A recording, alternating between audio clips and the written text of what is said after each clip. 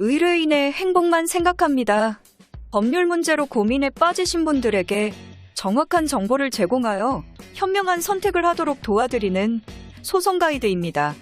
보통 아르바이트를 통해서 전달책에 연루가 되시는 분들이 많고, 이런 경우에는 사기 공모라든지 사문서 위조 이런 죄명으로 기소가 돼서 실형을 선고받는 사례도 상당히 많죠.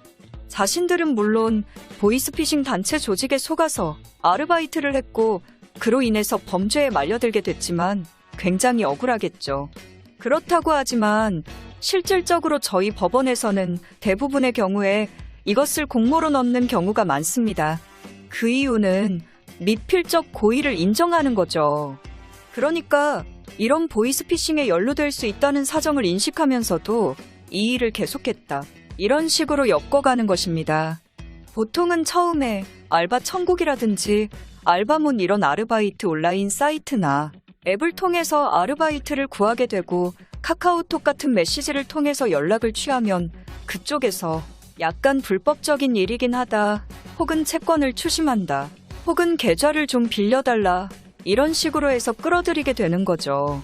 그렇게 해서 계좌를 통해서 금원을 전달하다가 현금 수거책이 되는 경우도 있고, 실질적으로 어디 지역에 가서 피해자들로부터 현금을 받아서 ATM기에 입금을 한다든지, 혹은 보이스피싱 조직원에게 전달을 한다든지 이런 식으로 많이 이루어지게 됩니다. 대부분의 경우 한 번 정도 했다고 하면은 그나마 기소 유예 처분이나 증거 불충분 정도가 가능할 수도 있는데, 대개의 경우는 한 번 정도에 그치지 않고 여러 번을 하죠. 여러 번을 하는 경우에는 굉장히 그 범죄를 인식하고 있었다라는 것에 대한 인정이 쉬워집니다. 이런 경우에는 종건이 많고 그리고 여러 번을 했고 금액도 크다라고 하면 구속이 돼서 수사를 받을 수도 있고요. 그리고 실형이 나올 가능성도 상당히 높습니다. 이러한 경우에 초동 대응을 굉장히 잘하셔야 하는데요. 경찰 단계에서의 진술부터가 법정 단계까지의 증거로 작용을 할 수 있기 때문에 처음에 현행범인으로 체포가 되더라도 경찰 진술 단계에서부터 굉장히 조심해서 진술을 하셔야 됩니다. 이런 경우에는 반드시 변호인과 동석을 하시거나 변호인의 조력을 받으셔야 할 필요가 있으신데요. 현행범인으로 체포돼서 너무 당황한 나머지 진술을 잘못하는 바람에 이것이 증거가 되어버려서 실형을 선고받은 사례도 있습니다. 너무나도 안타까운 사례였는데요.